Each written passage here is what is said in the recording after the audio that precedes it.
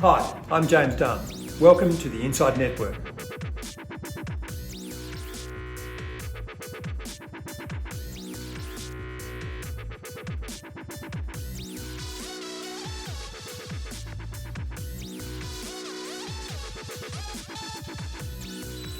Welcome to INDepth, where I'm speaking to Matt Christ, Portfolio Manager, Fixed Income at Global Active Investment Manager 91. Welcome, Matt. Great to be here. Thanks for having me. A pleasure to have you here. Matt, emerging market debt entered 2023 with a full head of steam, but how has it stood up to the banking crisis stress and just general nervousness around rates? Sure. I mean, the reality is that 2022 was actually a challenging year for emerging market corporate credit if you look at just the headline figures. So the default rate in emerging market corporate credit was almost 10%, which is really abnormal for the asset class. It was really idiosyncratic activities that pushed that default rate up higher: Russia, Ukraine, Chinese real estate. But beyond those more specific examples, emerging market credit, to your point, ended 2022 in a very healthy position.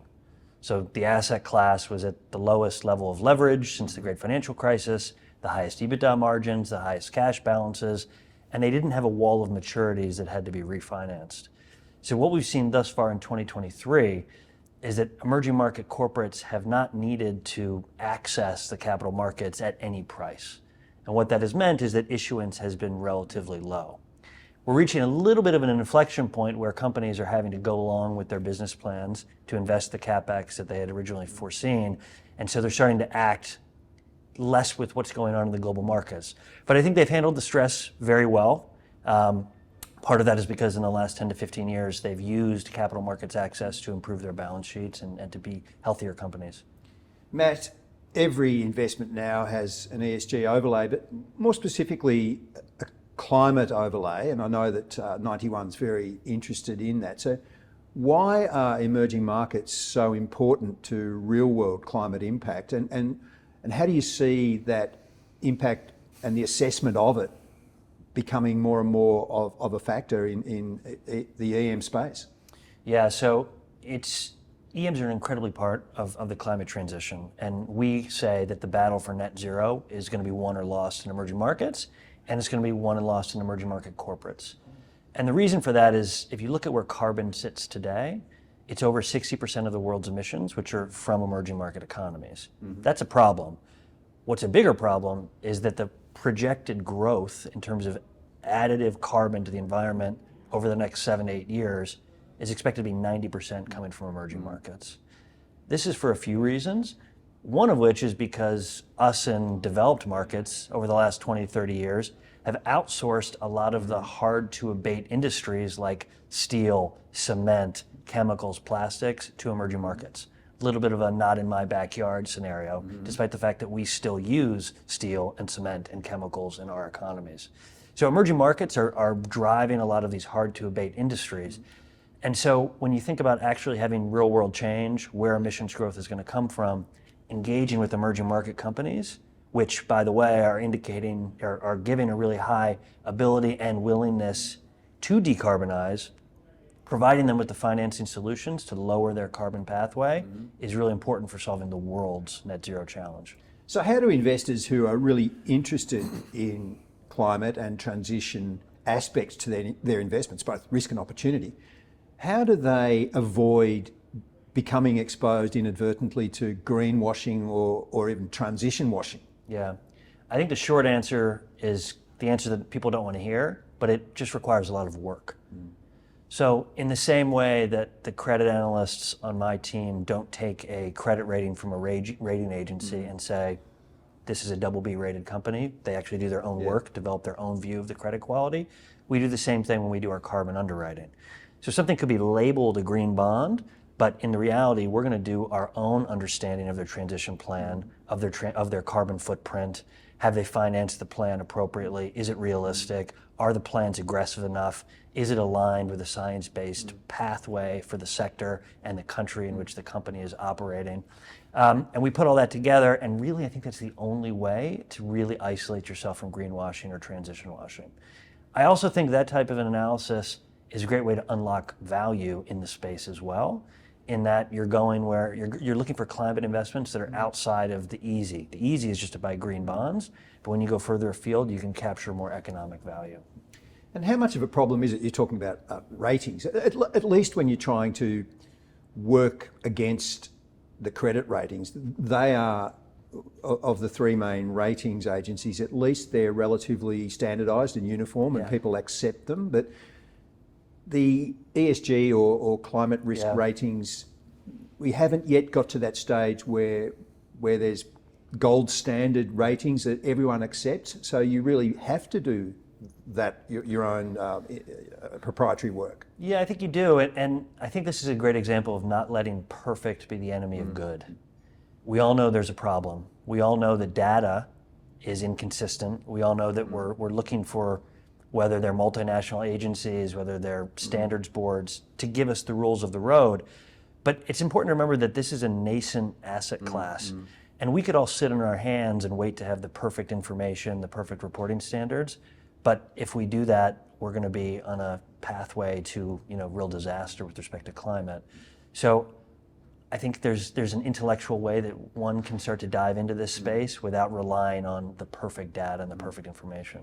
In an environment of higher interest rates and tighter US dollar liquidity, is there increasing concern about refinancing risks in EM debt?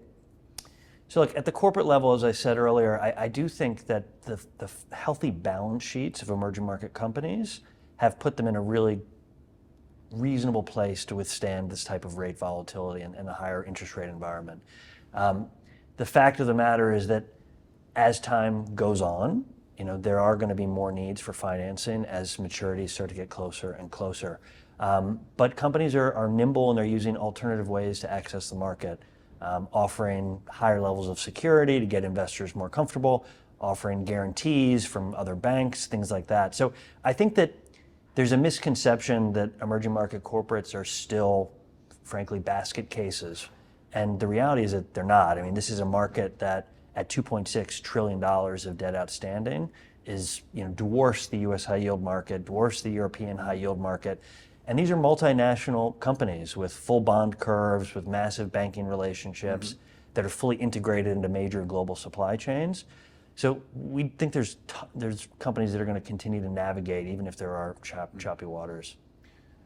Matt, most institutional asset managers talk a lot about delivering impact. Impact is now a word that's everywhere. But how should fund investors really get down to benchmarking the impact performance of their managers? Is it something that's easily quantifiable? So it's not easily quantified, but I would really encourage people and investors that are talking to institutional asset managers to push their managers to quantify their impact. There's a great IBM quote from one of their early CEOs that said, "You can't manage what you can't measure." And I think that's so true with respect to impact. What we've done is we've taken every investment that goes into the emerging market transition debt strategy that I'm the managing principal of, and we have an estimate of how much carbon every company or every project can reduce or avoid on a short-term basis by 2030. And by projecting that out on an annual basis, we have a very understandable number that we can benchmark how a company's carbon profile is developing versus what our carbon underwriting expectation was. Investors can then see how our carbon underwriting is performing in reality versus expectations.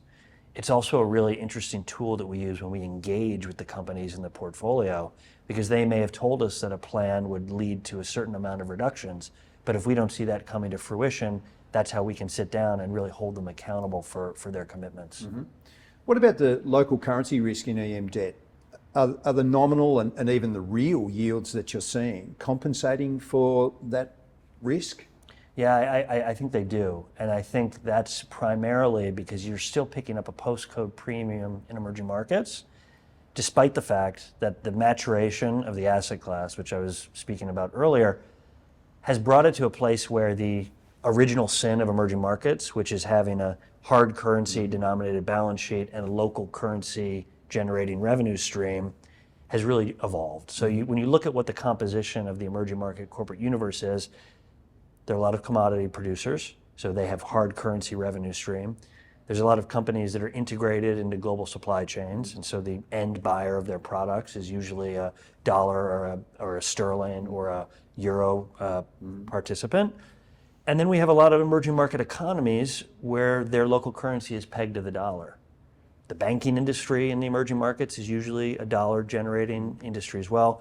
So you put all that together, and by our estimate, it's really 80 to 90% of the emerging market corporate universe has hard currency or hard currency-linked revenues. So if you're able to pick up spread because the market thinks there's all this FX volatility within emerging market corporates, when there isn't, that's a good place where you can achieve value.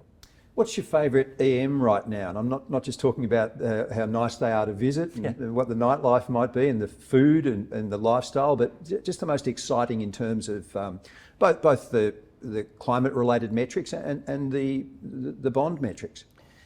So I think India is super interesting, and it's an interesting example of one where, as countries make their nationally determined contributions to reduce their carbon emissions to 2050, India is behind the curve at the sovereign level. So their targets are out to 2070, so they're too far. But we have a lot of Indian companies that are not sitting on their hands. They're rather trying to take a leadership role in transitioning the energy that is developed in India and finding new solutions for decarbonization across the 5 critical sectors, which are power, industry, agriculture, transportation, and buildings. And what I also think is interesting about India is the last 12 to 18 months have really changed a lot of the geopolitical landscape with everything that's happened with Russia and Ukraine. And countries that are net energy importers have had to think really aggressively about how they're going to decrease their reliance on energy from more complicated parts of the world. India is investing heavily, Indian private companies are investing heavily in green hydrogen. And many of them think that from their investments alone, they can single-handedly transform India from a net energy importer to an energy exporter. So there's been a lot of, everything that's happened with Russia, Ukraine has caused people to rethink, their energy sources, and that's led to some restarting of coal in Europe, for example. But it's also led to some other accelerations in terms of renewable energy. And so places that don't have the benefit of having their own fossil fuel reserves are now saying, hey, I can't get it cheaply from Russia anymore. I need to produce it myself. And how am I going to do that? I'm going to do that in a more clean way. So there's some interesting developments, and I think India is one that's case in point. That's INDepth with Matt Christ from 91. Thank you very much, Matt. Thank you.